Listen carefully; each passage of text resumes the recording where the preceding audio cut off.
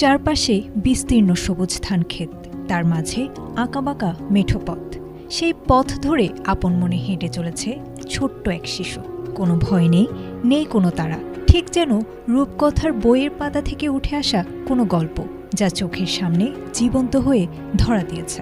যেখানে বন্যপ্রাণীর ভয়ঙ্কর রূপটাও এক নিমেষে মিলিয়ে গেছে, আর সবটুকু জায়গা জুড়ে মিশে রয়েছে কেবলই এক নিষ্পাপ ভালোবাসা। সামাজিক যোগাযোগ মাধ্যমের দেয়াল জুড়ে এখন শুধুই এই মায়াবী দৃশ্যের বন্দনা। ছোট্ট দুটি হাতে পরম যত্নে এক গন্ধগোকুলকে জড়িয়ে ধরেছে একটি শিশু, আর তার ঠিক পেছন পেছন অতন্দ্র প্রহরীর মতো রাজকীয় ভঙ্গিতে হেঁটে চলেছে এক ঢাল তলোয়ারহীন যোদ্ধা, বিশাল এক সজারু, যার পিঠের খাড়া ও ধারালো কাঁটাগুলো এই শিশুর স্পর্শে যেন সম্পূর্ণ শান্ত।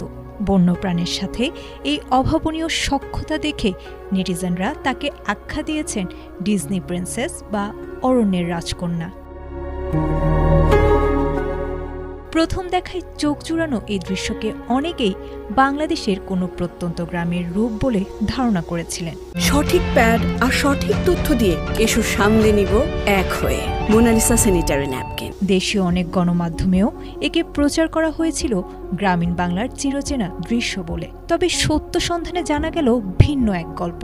ভৌগোলিক সীমানার হিসেবে এই অপরূপ প্রান্তরের অবস্থান বাংলাদেশে নয়, বরং ভারত মহাসাগরের দ্বীপরাষ্ট্র শ্রীলঙ্কায়। ফ্যাক্ট চেকিং প্রতিষ্ঠান রিউমার স্ক্যানারের অনুসন্ধানে উঠে আসে আসল তথ্য। গত 12 জুন প্রভাত সিলভা নামের এক শ্রীলঙ্কান ব্যক্তি প্রথম এই ভিডিওটি ফেসবুকে প্রকাশ করেন, যার সিংহলি ভাষার ক্যাপশনের বাংলা অর্থ দাঁড়ায় ছোট ভাই তার বোনের সাথে ধান খেতে যাচ্ছে। ভিডিওতে শিশুর মিষ্টি সিংহলি কণ্ঠই প্রমাণ করে এর আসল উৎস।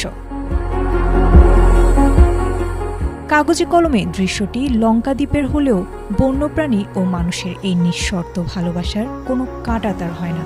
স্থান যাই হোক, প্রকৃতির বুকে এই শিশুর অভয় অরণ্য গড়ার গল্পটি বিশ্বজুড়ে মানুষের হৃদয় যেন ছুঁয়ে গেছে এক অদ্ভুত প্রশান্তিতে। আয়েশা আক্তার, ATN বাংলা।